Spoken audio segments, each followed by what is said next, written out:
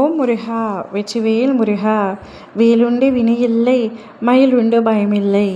என் அன்பு தங்கமே, நீ நீண்ட நாட்களாக பொறுமையாக காத்து கொண்டிருக்கின்றாய் ஒரு விஷயம் நடக்க வேண்டும் என்று.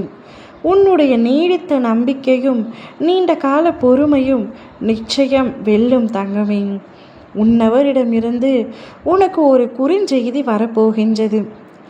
ஒரு குறுஞ்செய்தி அனுப்ப மாட்டாரா, ஒரு அழைப்பு தெரிவிக்க மாட்டாரா எனக்கு என்று ஒவ்வொரு நாளும் ஒவ்வொரு நிமிஷமும் அவரையே நினைத்து காத்து கொண்டிருக்கின்றாய்.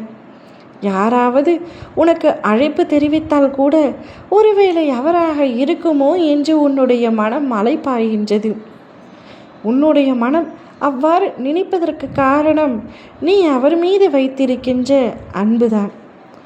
ஒரு குறுஞ்செய்தி உன்னுடைய தொலைபேசியில் அழைத்தால் கூட ஓடி சென்று அவர்தான் அழைக்கின்றார், அவர்தான் குறுஞ்செய்தி அனுப்பியிருக்கின்றார் என்று ஓடி சென்று பார்க்கும் உன்னை பார்த்தால் எனக்கு பாவமாக இருக்கிறது தங்கமே.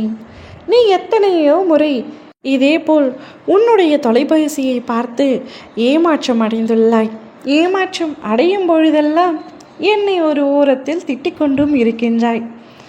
ஏனப்பா இவ்வளவு சோதிக்கிறாய் என்று. நான் உன்னை சோதிக்கவில்லை தங்கமே. உன்னவர் மனம் திருந்தவில்லை, மனம் மாறவில்லை.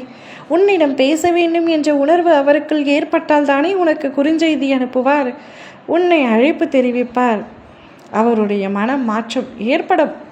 நான் நிச்சயமாக அவரை ஏற்படுத்துவேன்.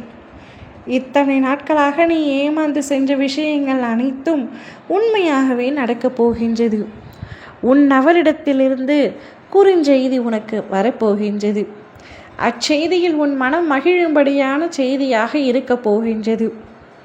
பிரிந்து விட்டோமே என்ற வருத்தத்தில் இருக்காதே. மீண்டும் ஒன்று சேரப்போகின்றீர்கள். என்னை முழுமையாக நம்பிவிட்டாய், என்னுடைய ஆசீர்வாதத்தையும் பெற்றுவிட்டாய். அப்பா, நீங்கள் தான் என்னை சேர்த்து வைக்க வேண்டும்.